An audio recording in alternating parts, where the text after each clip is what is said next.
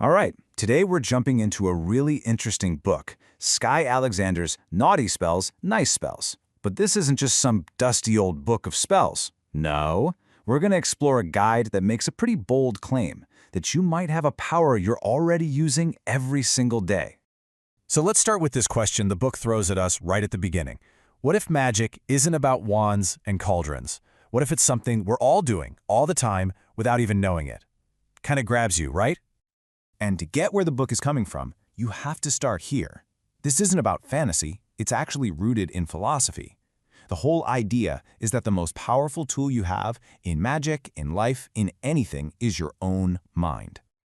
So what even is magic then, according to this guide? Well, you can think of it like a recipe. First, you have to create a super clear mental picture of what you want.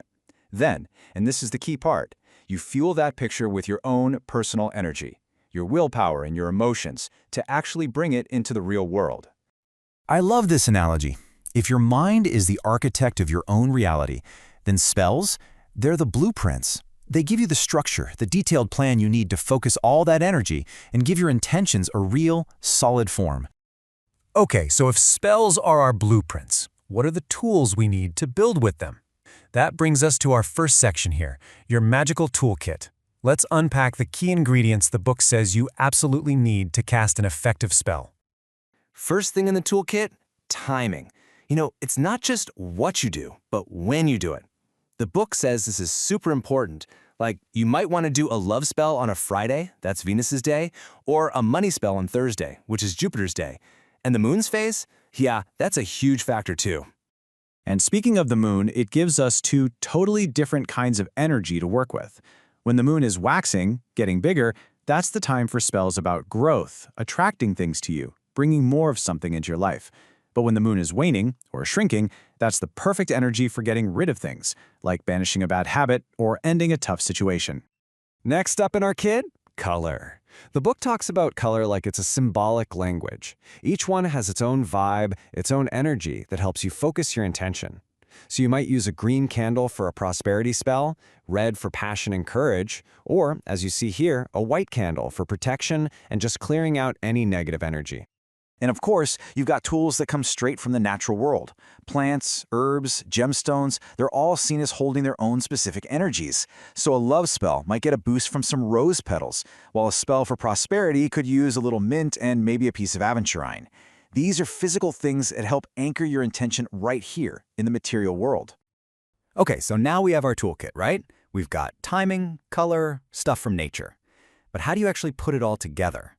Well, that's exactly what this next section is all about. We're going from theory to the nitty-gritty of actually casting a spell. So let's look at a real-world example from the book, The Prosperity Candle Spell. See how it brings everything together?